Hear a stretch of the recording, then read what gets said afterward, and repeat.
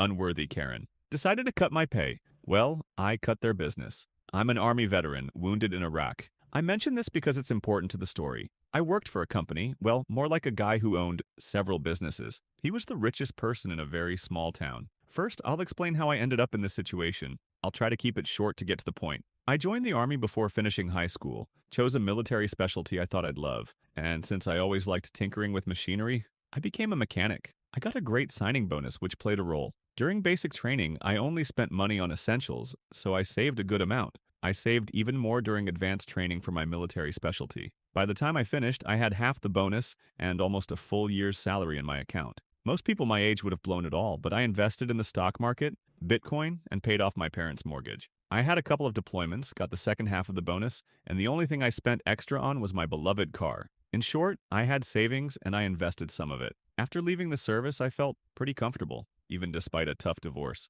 Don't get me wrong, I wasn't swimming in money, but because of the divorce, I had to sell some assets. Anyone who's followed crypto for the last 20 years knows how much Bitcoin has grown. After the divorce, I kept working to recover my losses and just to avoid boredom. As I said, I love tinkering with machinery and jumped from job to job. A good mechanic can find work anywhere. After decades of this life, I decided to settle in a small town. I wanted peace and quiet. By then, I was tired of constantly fixing other people's cars and wanted to finally work on my own. I bought a small house and saw a hiring ad at a local auto shop. I thought it was simple work. I'd manage easily, and it'd cover my minimal expenses. I went to pick up an application, and the locals stared at me like I was a ghost. For context, I'm 6 feet 3 inches, and since leaving the Army, I stopped cutting my hair and shaving. Plus, I have a full arm tattoo. It's understandable that many people cross the street to avoid passing me. When I returned with the application, an employee named Sue asked a few questions, saw that I checked the veteran box, and marked something about equipment on my form. Later that day, Sue called and asked if I could come back to meet the owner. Let's call him Peter. I agreed, and Sue said Peter would be there in an hour so we could discuss the vacancy. I show up, and Peter's eyes nearly pop out when he sees me. But we start talking, and my charm wins him over. He tosses me a calendar with photos of his car collection and asks me to name the ones I recognize. There were a couple of Mustangs, a Ford GT, Bricklin SV1, Judge, Demon, Panthera, and MXT. He was impressed that I recognized the SV1 and we chatted about cars. He offered me the job and explained I'd be paid $100 a day, working Monday to Saturday from 8 a.m. to 6 p.m., no overtime. But I'd get paid for a full day even if we closed early, lunch when there was free time, Sunday off. Everything was great. I worked there for maybe a year without issues. Then Peter asked if I could cover for workers at his other auto shops in nearby towns. He'd pay an extra $20 a day for travel. The job was to fill in for guys on vacation or sick leave. I agreed, and for about a year I traveled to other locations. Then disaster struck. Peter meets Karen, falls head over heels, marries her a month later, and starts supporting her in her gambling addiction. That's when it all begins. During one weekly payout, I notice I only got $250 and ask what's up. Sue says there must have been some changes and I should talk to Peter. Fine, no problem. I call Peter, ask to meet, and he shows up with Karen. I ask why I was underpaid. He says bad weather made us close early, affecting revenue. I would have let it slide. Peter was a decent guy, but then Karen chimes in. It's not fair to pay you for a full day if you don't work all 10 hours. I replied that would be true if I were paid hourly, but we have a fixed daily rate, so I'm not getting paid for the 19 hours of overtime I put in each week. She declared that things would be different now, and from now on, I'd only be paid for actual hours worked. Fine, Karen, as you say. A week after our talk, we had an insanely busy week. We stayed late to finish clients' cars, and I even gave up a day off to cover for a sick colleague. When I expected a paycheck around $800, I got only $600. I had questions. I call Peter and ask, why $600? He says, well, we agreed on $100 a day. I stare at him and ask, did you forget last week? He says, what happened?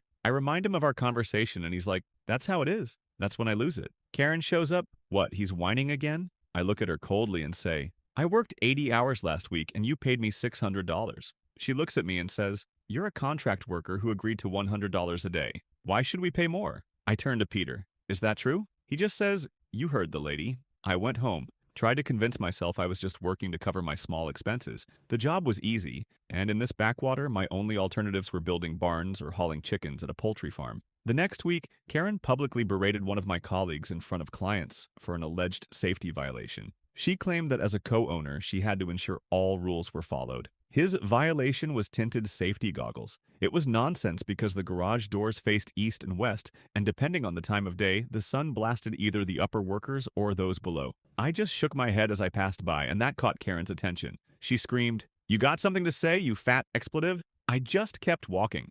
I told Sue she needed to talk to Peter seriously before Karen caused real trouble. She just said, I just do the bookkeeping. Don't drag me into this. This behavior went on for another year, and finally, my patience snapped. The day I started my malicious revenge, I was in a foul mood. I woke up to news that a good friend, who helped me survive an explosion in Iraq, was killed by a drunk driver. I didn't want to talk to anyone, told the shop I'd be working in the pit all day, and to leave me alone. These guys had worked with me for years and knew something was off. I couldn't imagine I'd have to deal with Karen that day because I was at the farthest shop, nowhere near the casino she usually went to. But that day, I was either unlucky or very lucky. Peter and Karen show up at the shop, and she storms into the pit yelling, Peter, come here, look at this mess. I had no idea what she was talking about. I always kept the pit spotless, cleaning as I worked, unlike other guys who cleaned only at the end of the day. Her complaint was that I had stacked about 50 of the most commonly used oil filters on empty barrels so I wouldn't have to wait for someone to hand them down. I always did this, and Peter knew and never objected. He comes down, looks around,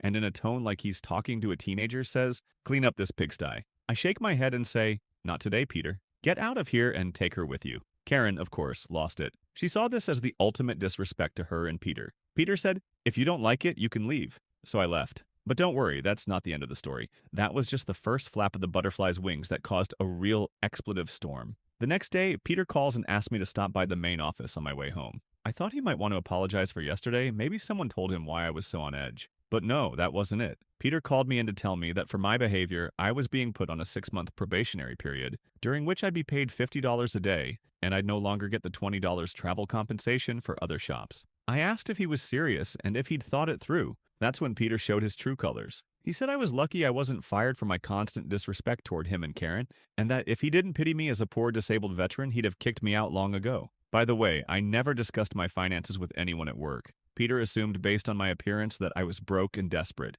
Something inside me clicked and I just started laughing. He asked what was so funny and I stood up to my full height, approached him like a drill sergeant, and said, you should rethink your life choices, including who you decided to do business with. Peter replied, what are you going to do, Sumi? Go ahead if you think you can afford it. What do you get from veteran services? $1,000 a month. I know how much you need this job. I didn't have a plan like that, but at that moment, my malicious compliance mode kicked in. I'll always be a soldier. If it's war, then war. That same day, I called a labor law attorney, paid a $3,000 retainer, and started a lawsuit for unsafe working conditions, unpaid overtime, and minimum wage violations. All this time, I kept working for them, but that wasn't enough for me. Over those 6 months of probation, my lawyer, a former Marine who probably understood my plan, slowly prepared the documents at my request. When everything was ready, the lawyer filed the lawsuit, and Peter and Karen were served papers right at the main office. They read the documents, and the person delivering them stayed to record their reaction. I knew a shock was coming.